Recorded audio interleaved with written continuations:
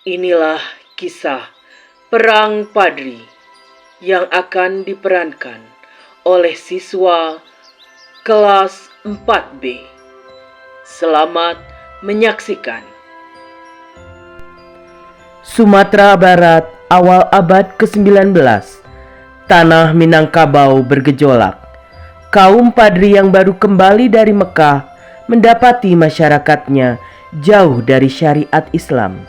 Perjudian, sabung ayam, dan mabuk-mabukan merajalela, bahkan di kalangan bangsawan. Cukup! Sampai kapan bumi Minangkabau ini dikotori oleh maksiat? Adat yang bertentangan dengan agama harus dihentikan. Setiap hari tanah ini menangis melihat kemungkaran yang kalian sebut sebagai tradisi. Panjang sekali kau Pasaman. Ini adalah adat turun-temurun dari nenek moyang kami sejak zaman nenek moyang dulu. Jangan kau atur hidup kami dengan aturan baru dari tanah Arab yang kau bawa itu. Jika adat merusak moral bangsa, jika adat membiarkan anak kemenakan kami hancur karena judi dan arak, maka adat itu harus diluruskan. Kami tidak akan tinggal diam melihat kemungkaran ini merusak generasi kita.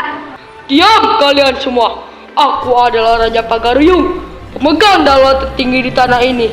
Aku tidak akan membiarkan kekuasaanku dirongrong oleh kelompok jubah putih kalian yang merasa paling suci. Pengawal, bersiap! Siap, Baginda. Siapapun yang mengancam istana akan berhadapan dengan pedang kami. Dengarlah saudaraku kaum adat. Kami datang bukan untuk menghancurkan adat Minang yang luhur, melainkan membersihkannya dari noda hitam. Adat Basandi syarak Basandi Kitabullah. Mengapa kita harus saling menghunus pedang pada saudara? Retorika yang manis, Imam Bonjo. Tapi pasukanmu sudah membakar kampung-kampung kami. Kalian yang memulai genderang perang ini, dan kami tidak akan pernah tunduk.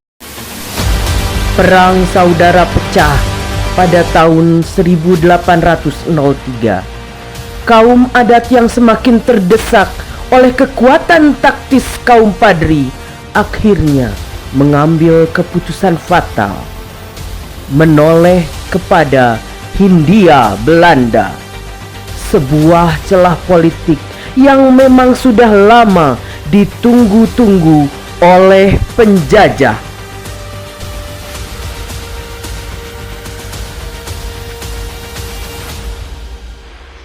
Selamat siang, Yang Mulia Sultan yang Agung. Kami mendengar kabar buruk. Tampaknya Anda sedang mengalami kesulitan besar menghadapi orang-orang berbaju putih itu. Kolonel Elaut, mereka ingin merebut tanah, meruntuhkan istana, dan menghapus tradisi kami. Kami punya apa yang Anda butuhkan, Sultan? Kami punya senapan mesin, meriam modern, dan pasukan terlatih. Tapi tentu saja tidak ada bantuan yang gratis. Tanda tangani surat perjanjian persahabatan ini dulu. Serahkan kendali wilayah pedalaman dan hak dagang kopi kepada company. Apakah ini keputusan yang benar, Datuk? Haruskah kita menyerahkan tanah leluhur pada orang asing? Ini seperti membawa serigala ke dalam rumah sendiri. Lalu, apa pilihan kita, Datuk Bandaro? Padri sudah di depan gerbang. Jika kita tidak bekerja sama dengan Belanda, hari ini juga kekuasaan kita akan runtuh.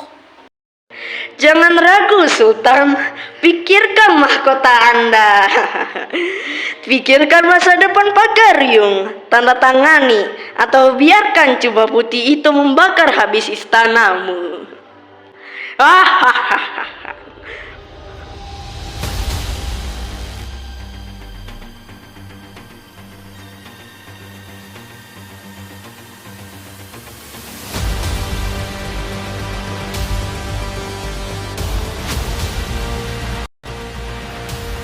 Good, very good.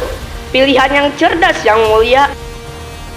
Kapten Mayor Contius, siapkan meriam. Saatnya menghancurkan kaum fanatik itu hingga ke akar-akarnya. Siap, Kolonel. Demi kejayaan Ratu. Demi kejayaan Ratu dan Kerajaan Belanda.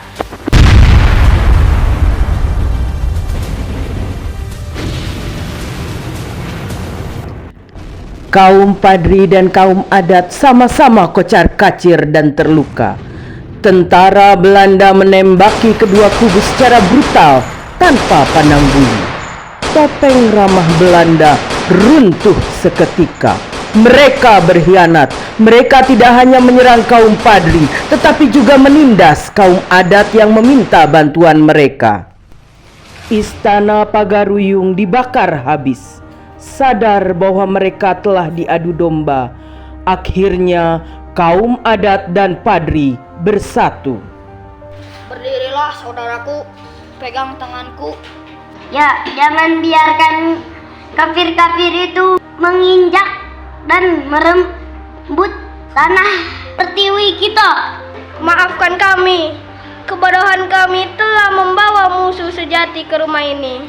Kami mengkhianati saudara sendiri demi ego yang fana.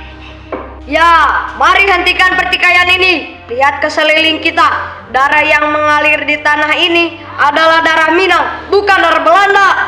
Kami buta, tuanku. Kami salah. Istana kami hancur. Rakyat kami dijajah oleh mereka yang kami sebut sekutu.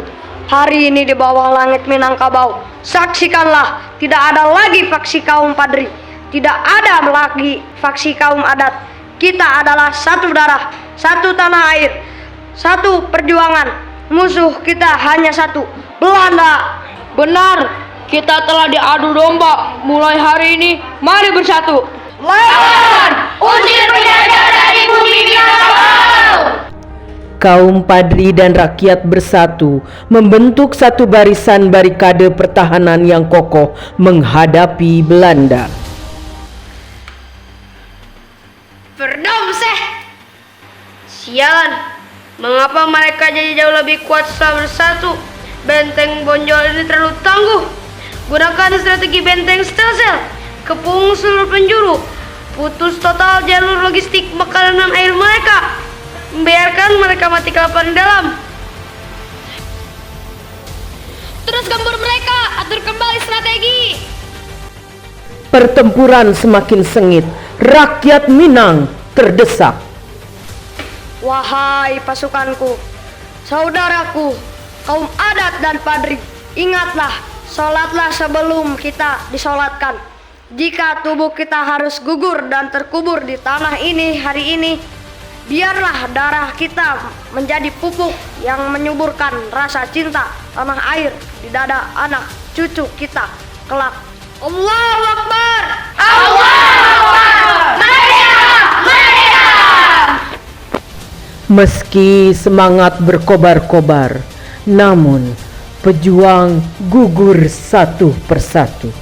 Karena taktik pengepungan yang kejam, pasukan Belanda akhirnya berhasil mengelilingi dan mengunci gerakan Imam Bonjol. Perang ini sudah berakhir, Imam Bonjol. Pasukanmu habis, bentengmu runtuh. Menyerahlah secara terhormat, atau kami eksekusi kamu di sini. Fisikku mungkin bisa kau tangkap, tubuh rentan ini mungkin bisa kau rantai dan kau buang jauh dari tanah kelahiranku.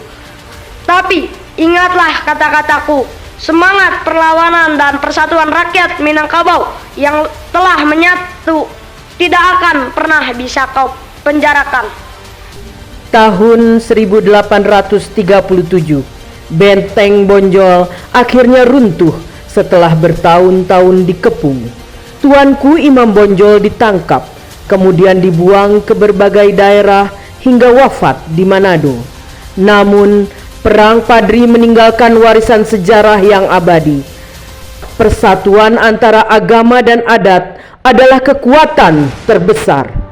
Adat Basandi Syara, Syara Basandi Kitabullah. Dari Minangkabau untuk kemerdekaan Indonesia.